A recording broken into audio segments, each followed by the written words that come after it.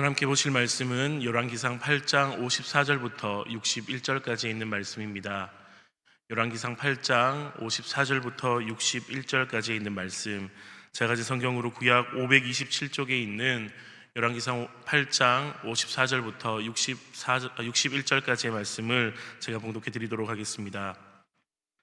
솔로몬이 무릎을 꿇고 손을 펴서 하늘을 향하여 이 기도와 간구로 여호와께 아뢰기를 마치고 여호와의 제단 앞에서 일어나 서서 큰 소리로 이스라엘의 온 회중을 위하여 축복하며 이르되, 여호와를 찬송할지로다. 그가 말씀하신 대로 그의 백성 이스라엘에게 태평을 주셨으니 그 종 모세를 통하여 무릇 말씀하신 그 모든 좋은 약속이 하나도 이루어지지 아니함이 없도다.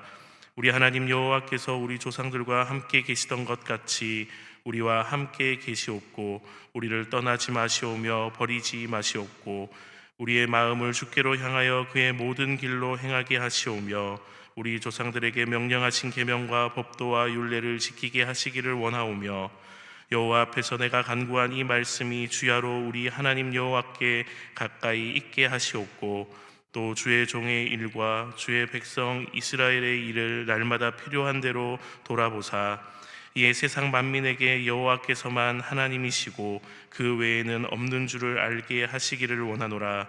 그런즉 너희의 마음을 우리 하나님 여호와께 온전히 바쳐 완전하게 하여 오늘과 같이 그의 법도를 행하며 그의 계명을 지킬지어다. 아멘. 오늘 본문은 이스라엘 역사 속에서 가장 감격스러운 장면 중에 하나를 보여주고 있습니다. 바로 성전이 봉헌되는 날입니다. 그런데 성전 봉헌식이라면 당연히 화려한 제사와 웅장한 의식이 중심이 되어야 할 것 같은데, 성경은 이 성전 봉헌식에 앞서 먼저 솔로몬의 기도와 축복의 말씀을 기록하고 있습니다. 왜냐하면 그만큼 이 예배라는 것이 건물이나 형식보다 먼저 하나님의 말씀과 그 말씀을 받는 백성들의 마음에 달려 있었기 때문입니다. 솔로몬이 이스라엘에게 전했던 축복의 내용은 단순한 덕담이 아니었습니다. 그것은 이스라엘이 앞으로 어떤 예배자로 세워져야 하는가를 알려주는 권면의 말씀이었습니다. 솔로몬은 그날 백성들에게 어떤 권면의 말씀을 전했을까요? 그리고 그 말씀 속에서 오늘 우리가 이 시대를 살면서 배워야 할 정성을 다해 드리는 예배자의 모습은 또 어떠한 모습일까요? 오늘 말씀을 통해 함께 살펴보도록 하겠습니다. 솔로몬의 성전 봉헌 이야기를 본격적으로 읽기 전에 성경은 흥미로운 이야기를 하나 먼저 던져줍니다. 열왕기상 6장 1절을 보면 성전 건축을 시작한 시점을 이야기하는데, 이스라엘 자손이 애굽 땅에서 나온 지 480년이요 라고 기록합니다. 그러니까 사실 이 기준으로 삼을 수 있는 날짜들이 많이 있습니다. 또 그 뒤에 나오는 것처럼 솔로몬이 이스라엘 왕이 된 지 4년 15월 곧 둘째 달에 라고 말한 것처럼 솔로몬이 왕위에 오른 날짜를 기준으로 해도 되고, 또 다윗이 왕위에 오른 날짜를 기준으로 해도 되고, 그 밖에 여러 기준으로 삼을 날짜들이 많이 있는데, 하나님께서는 지금 이 말씀에서 무엇을 기준으로 잡고 계시냐? 애굽에서 나온 지, 그러니까 이스라엘 백성이 모세 시대에 출애굽을 했던 그때를 기준으로 삼아 말씀하고 계십니다. 왜 하나님께서는 이 출애굽을 성전 건축의 기준 연도로 삼으셨던 것일까요? 왜냐하면 이 출애굽 자체가 곧 예배의 회복을 위한 사건이었기 때문입니다. 우리가 잘 아는 대로 모세가 바로 앞에 서서 전했던 하나님의 첫 메시지가 무엇입니까? 출애굽기 5장 1절을 보면 여호와께서 이같이 말씀하시기를 내 백성을 보내라. 그러면 그들이 광야에서 내 앞에 절기를 지킬 것이니라 하셨나이다 라고 말합니다. 또 모세와 아론은 출애굽기 5장 3절에서 이렇게 말했습니다.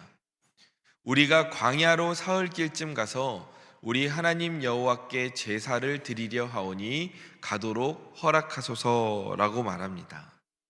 즉 출애굽의 목적은 이스라엘 민족이 이 이집트의 노예에서 해방되는 것에도 목적이 있었지만 그 목적을 넘어 어떠한 목적이 있습니까? 하나님께 온전한 예배를 드리는 민족이 되게끔 하는 데에 이 출애굽의 목적이 있었던 것입니다. 이것이 과장된 말이 아닌 것이 그 이후에 이스라엘을 인도하시는 하나님의 섭리를 보면 하나님께서는 율법을 이스라엘에게 주시는데 성막과 제사의 규례, 이 예배와 관련된 규례를 율법에서 가장 강조해서 기록하고 계십니다. 하나님께서 이 예배를 얼마나 귀하게 소중하게 여기시는지를 알 수 있는 부분입니다. 또 이스라엘의 역사를 따라가 보면 하나님께서는 계속해서 무너지는 이스라엘의 예배를 회복시키시지 않습니까? 여호수아가 가나안을 정복할 때에는 온 백성과 함께 에발산에 제단을 쌓고 율법을 낭독하며 예배를 드리도록 인도하셨습니다. 또 사사시대에는 사람들이 자기 소견에 옳은 대로 행하면서 자기 마음대로 살려고 했지만 하나님은 사무엘을 세우셔서 미스바에서 온 백성을 모으시고 예배를 그 자리에서 회복시키시지 않습니까? 그뿐만이 아닙니다. 그 이후에 이어지는 다윗의 시대에는 예배가 절정을 맞이하는데 이 다윗은 참된 예배자입니다. 죄 가운데 있을 때에도 눈물로 회개하며 예배했고 언약궤가 성으로 들어올 때에는 춤을 추며 하나님을 예배했습니다. 그리고 마침내 다윗의 아들 솔로몬이 성전을 세우게 되었습니다. 애굽에서 나와 온전한 예배를 드리겠다고 약속한 지 480년, 실제로 성전이 건축된 기간을 포함하면 약 487년 만에 드디어 이스라엘은 안정된 환경 속에서 하나님께 온전한 예배를 드릴 수 있게 되었던 것입니다. 그러므로 오늘 이 본문 속의 성전 봉헌은 단순한 국가 행사도 아니었고 건축 완공식도 아니었습니다. 이 성전 봉헌은 이스라엘에 지나간 모든 역사가 드디어 열매를 맺는 순간이었습니다. 하나님께서 이 이스라엘을 예배 공동체로 부르셨음을, 그 언약을 완성하는 자리가 바로 성전 봉헌식이었던 것입니다. 출애굽 때부터 이어져 내려온 그 하나님의 약속이 드디어 성전이 세워지며 그 열매를 맺습니다. 성전 건축이 마무리되고 온 이스라엘이 솔로몬을 중심으로 예루살렘에 함께 모여 하나님께 영광을 돌렸습니다. 이 성전 안에는 하나님께서 아브라함부터 시작하여 모세를 지나 다윗을 지나서 이스라엘 민족과 계속해서 약속해 오셨던 그 구원의 역사와 약속의 성취가 이루어진 그 장소가 이 성전이었습니다.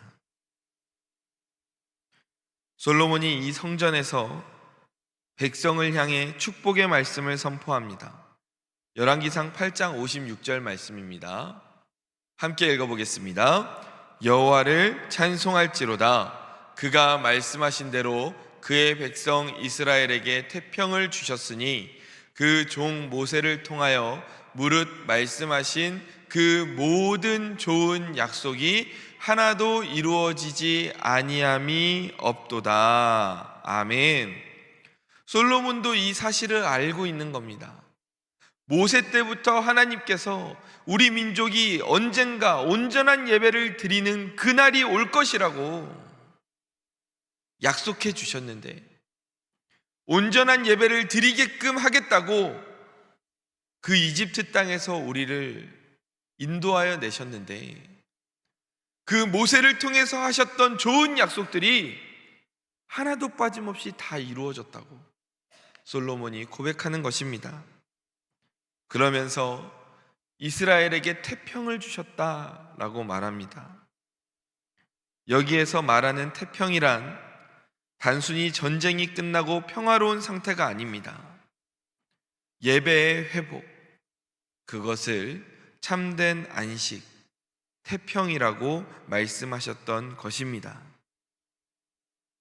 이 성전이 완공되었던 이날 하나님께 나아갔던 이스라엘 백성들은 단순한 행사에 참여하는 것이 아니라 자신들이 예배의 공동체임을 다시 한번 확인하는 복된 시간이었습니다.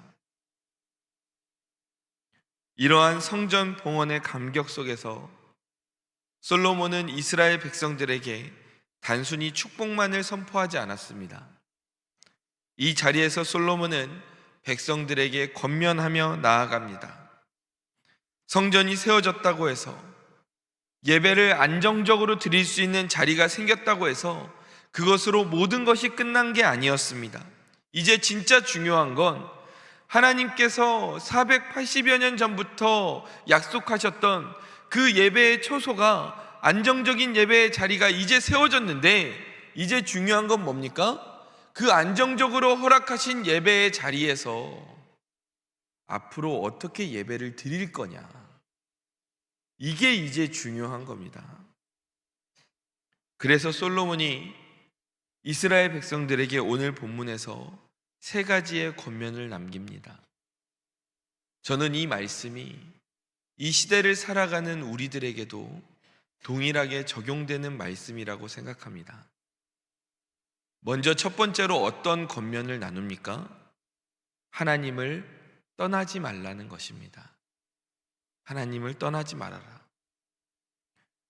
본문 57절을 보면 우리 하나님 여호와께서 우리 조상들과 함께 계시던 것 같이 우리와 함께 계시옵고 우리를 떠나지 마시오며 버리지 마시옵고 라고 말합니다. 이 솔로몬이 지금 하나님께 백성을 버리지 말아 주십시오 하고 기도하고 있습니다. 그러나 이 기도는 동시에 백성들을 향한 것이기도 합니다.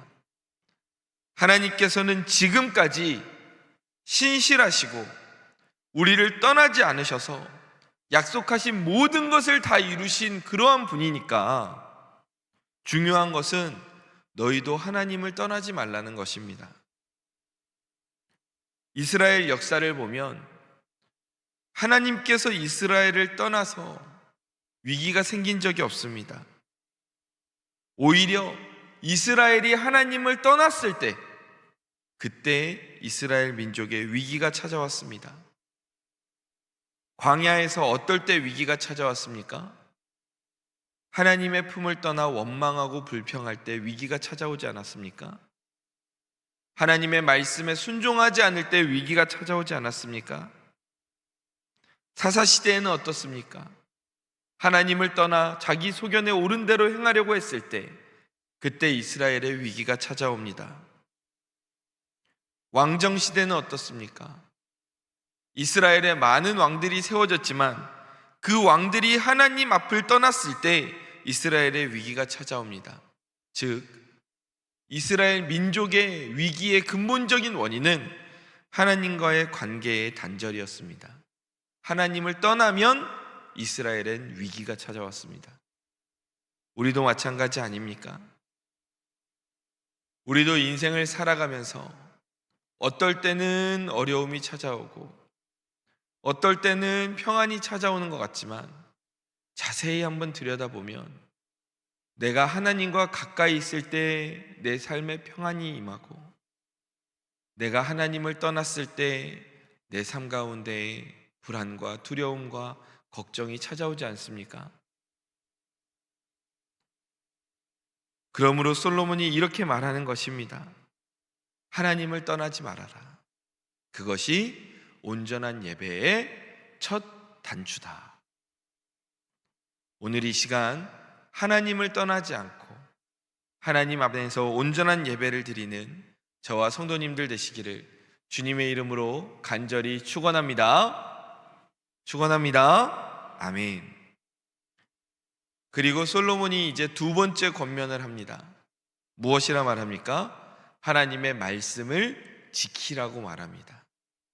하나님을 떠나지 말고 하나님 안에서 하나님 말씀을 지켜라. 본문 58절 말씀입니다. 함께 읽어보겠습니다.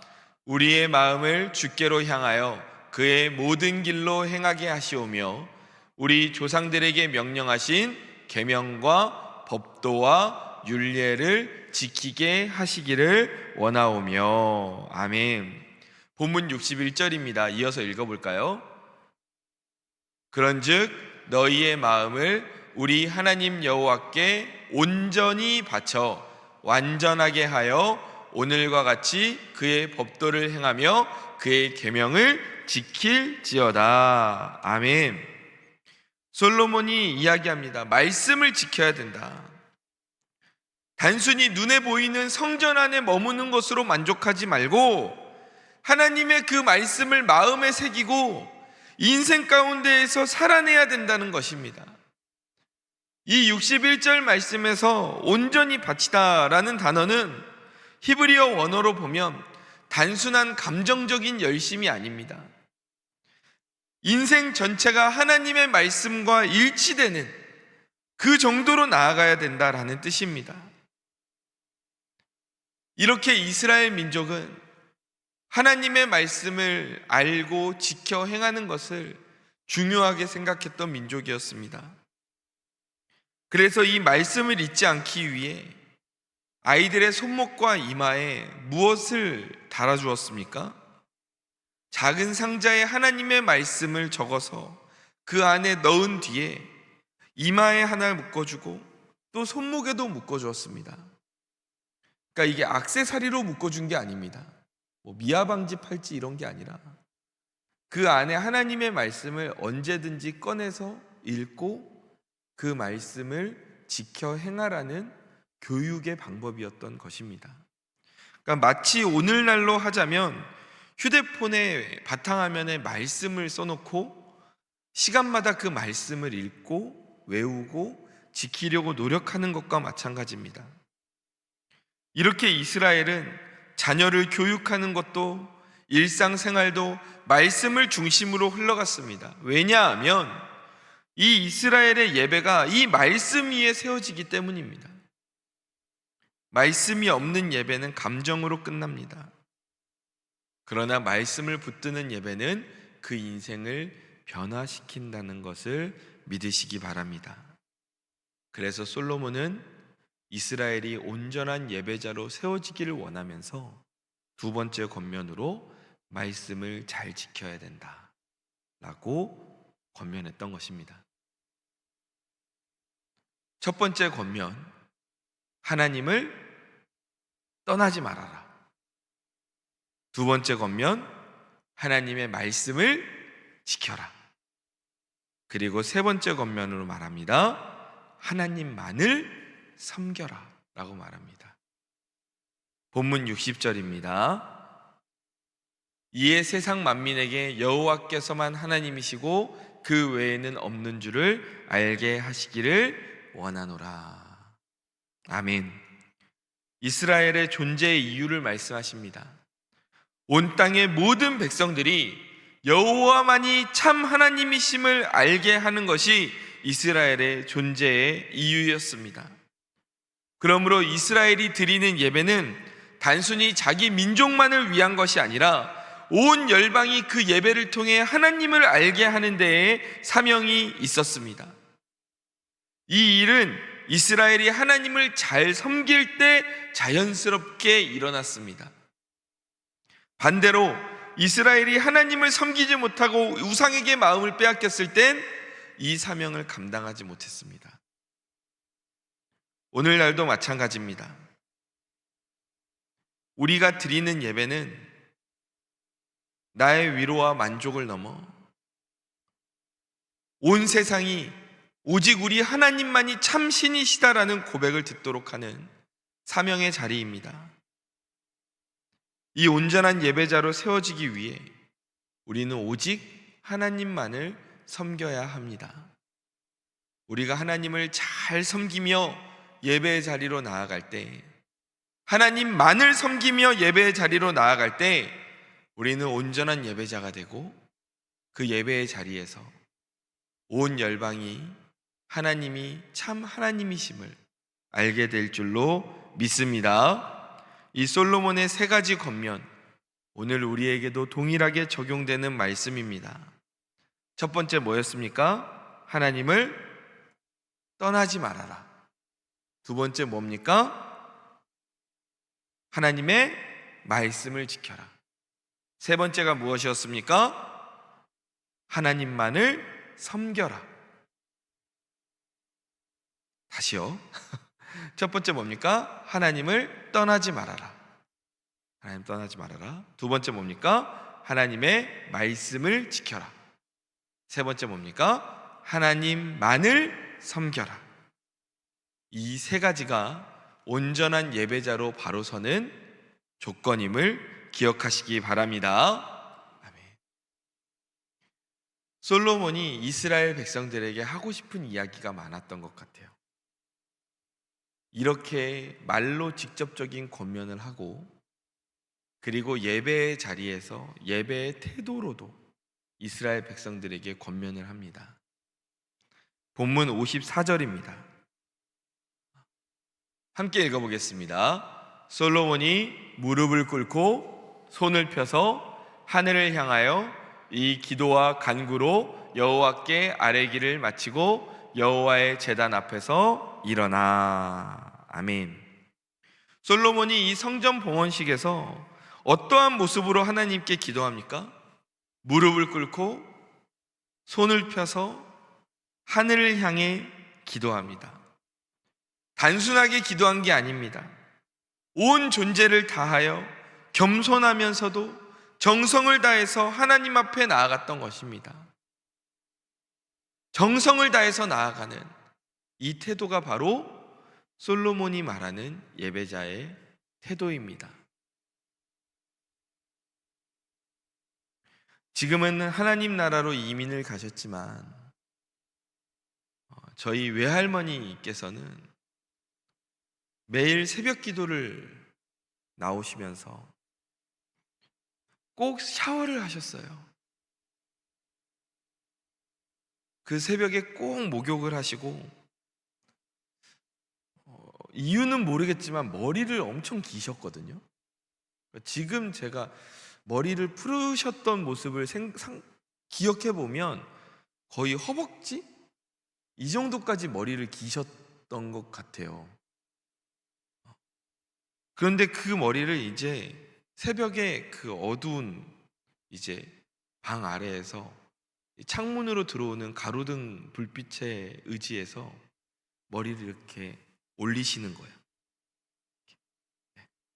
머리를 이렇게 올리셔가지고 단정하게 비녀로 딱 쪽지어서 딱 묶으시는 거예요. 그러고 새벽 예배를 항상 나오셨어요. 그리고 저희 외할머니께서는 이제 이전에는 많은 어르신들이 그러셨지만 글씨를 모르셨어요. 그러다 보니까 이 시간을 잘 못 보셨어요. 그러니까 좀 헷갈려 하셨어요. 그래서 가끔은 교회 문이 열리지 않았는데도 그 새벽에 먼저 그렇게 나와서 교회 문 앞에서 겨울에도 여름에도 서서 기다리시는 거예요. 어린 제가 보기에도 그 모습이 어릴 때는 무슨 할머니는 뭐 저렇게까지 해? 그냥 머리 잘라서 파마하시면 편할 텐데 이런 생각도 하고 할머니는 시계 보는 법을 가르쳐 드려야 되나? 뭐 이런 생각도 하고 그런데 지금 생각해 보면 그 하나하나가 하나님을 향한 사랑의 표현이었던 것 같아요. 아침에 내가 하나님께 나아가는데 새벽을 깨우며 나아가는데 어떻게 내가 정돈되지 않은 모습으로 나아갈 수 있겠나. 그 마음으로 그 새벽을 깨우셨던 것 같아요. 또 어떤 날은 보면 다림질을 하고 계셨어요. 뭘 다리시나 이렇게 보면 뭐가 안 보여요. 다리미만 왔다 갔다 해요. 뭐지? 하고 이렇게 보면 돈을 다리고 계세요. 지폐를. 할머니, 지폐를 뭐하러 다려요? 물어보면 헌금하려고 그런다 말씀하시는 거예요. 할머니 꼭 다림질을 해야 하나님이 받으시는 거 아니니까 그냥 헌금하시면 되잖아요. 역시 어릴 때는 저는 그게 이해가 잘 안 됐어요. 그런데 커서 보니까 그 마음이 이해가 되더라고요. 내가 하나님께 드리는 건데 내가 이렇게 접히고 구겨진 걸로 내가 드릴 수 없다. 그 사랑의 표현이었던, 하나님을 향한 정성과 사랑의 표현이셨던 거예요. 그래서 그 마음을 알고 나니까 저도 이제 새 지폐를, 요즘은 또 은행에서 새 지폐 잘 안 바꿔주죠. 근데 한창 잘 바꿔줄 때에는 이렇게 저도 외할머니의 모습을 보고 기억이 많이 나서 그런지 저도 새 지폐를 이렇게 많이 찾게 되더라고요. 헌금을 할 때. 어떤 분들은 이런 모습을 보며 형식이 그렇게 중요하냐라고 말씀하실지 모르겠어요.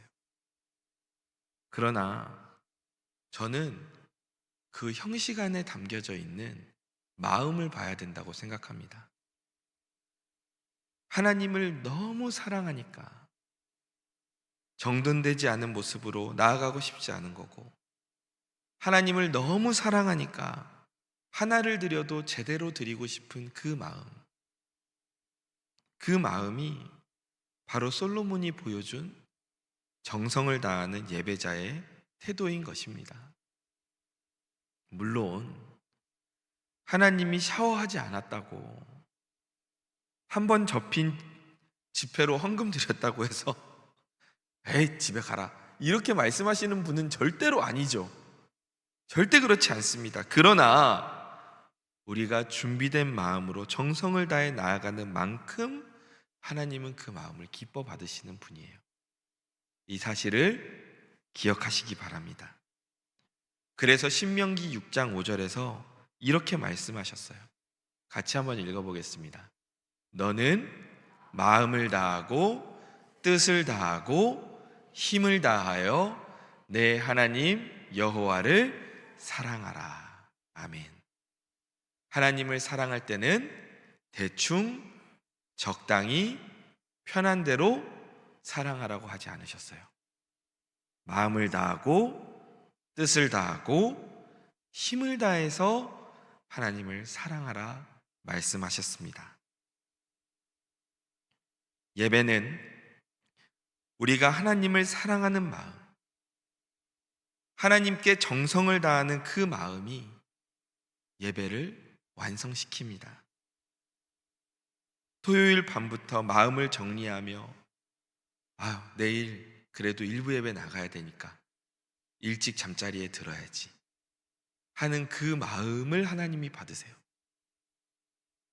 설교 중에는 말씀에 귀를 기울이면서 그래, 저 말씀을 내가 이번 주에는 적용해 봐야지 애를 쓰는 그 마음을 하나님이 받으세요.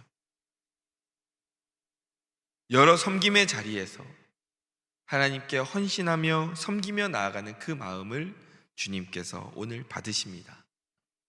사랑하는 우리 성도 여러분, 오늘 우리가 드리는 예배 가운데 마음을 다하고 뜻을 다하고 힘을 다하여 하나님을 사랑하는 이 마음이 담겨져 있습니까? 담겨져 있기를 주님의 이름으로 축원합니다. 그래서 솔로몬처럼, 믿음의 선배들처럼 정성을 다해 하나님 앞에 나아가는 예배자가 되기를 소망합니다. 하나님께서는 이런 예배자에게 놀라운 축복을 주십니다. 열왕기상 8장 66절을 보면 여호와께서 그의 종 다윗과 그의 백성 이스라엘에게 베푸신 모든 은혜로 말미암아 기뻐하며 마음에 즐거워하였더라. 아멘. 온전한 예배자에게 주시는 축복, 기쁨과 즐거움을 허락해 주심을 믿으시기 바랍니다.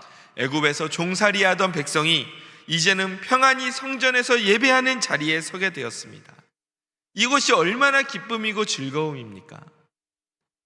예수님께서는 여기에 덧붙여 말씀하십니다. 수고하고 무거운 짐진 자들아 다 내게로 오라. 내가 너희를 쉬게 하리라.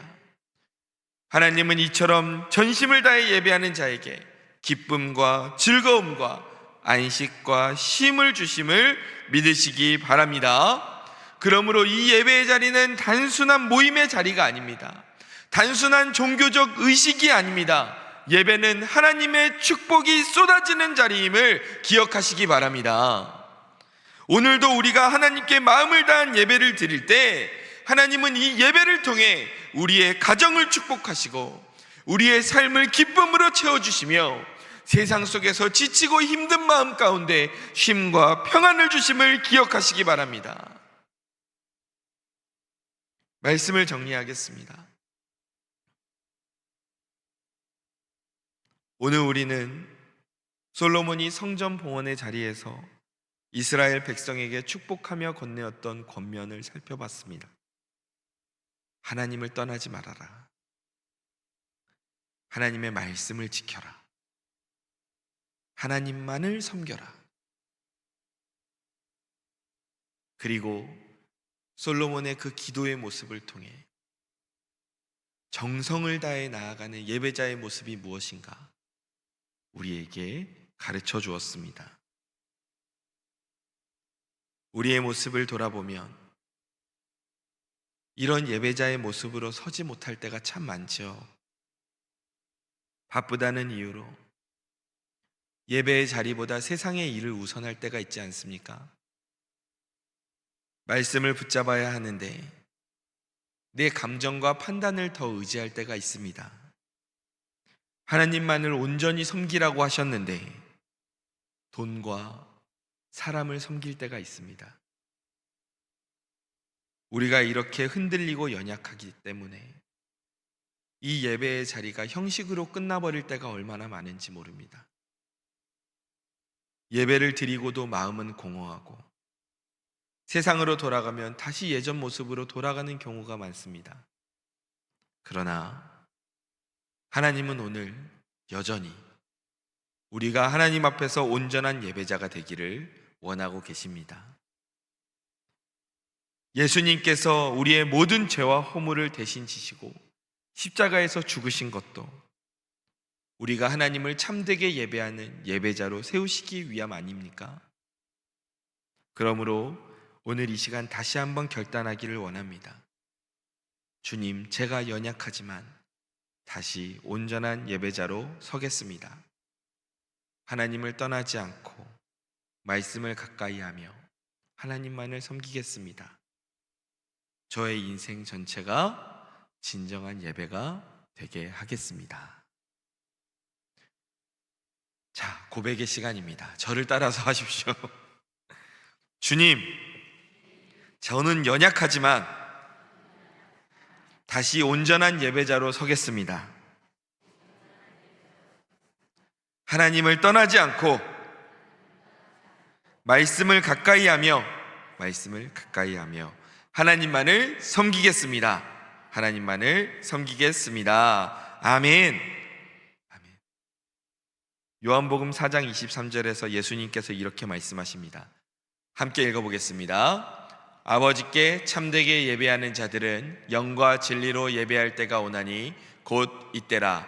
아버지께서는 자기에게 이렇게 예배하는 자들을 찾으시느니라. 아멘. 주님이 찾으시는 그 예배자, 하나님을 기쁘시게 하는 살아있는 온전한 예배를 드리는 그 사람이 바로 저와 성도님들 되시기를 주님의 이름으로 간절히 축원합니다. 아멘. 기도하겠습니다. 하나님, 오늘 솔로몬의 성전 봉헌식을 보며 그것이 단순한 행사가 아니라 오래전부터 모세 때부터 하나님이 약속하셨던 온전한 예배의 회복이었기에 그 이스라엘과 솔로몬이 그토록 기뻐하며 나아갔다는 것을 알게 되었습니다.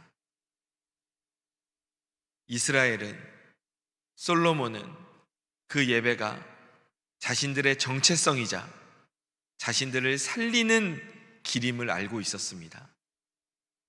그래서 솔로몬은 우리에게 온전한 예배자가 되게 하기 위하여서 하나님을 떠나지 마라, 말씀을 가까이 해라, 하나님만을 섬겨라, 그리고 온전한 예배자가 되어라. 하나님은 그 마음을 받으신다 라고 이야기하였습니다. 주님께서 오늘도 이렇게 영과 진리로 예배하는 자들을 찾으신다 하시는데, 주님이 찾으시는 그 온전한 예배자가 바로 우리들이 되기를 원합니다. 온전한 예배자에게 허락하시는 기쁨과 즐거움을, 안식과 평안과 쉼을 누리는 인생 되게 하여 주옵소서. 사랑이 많으신 예수님의 이름으로 기도드립니다. 아멘.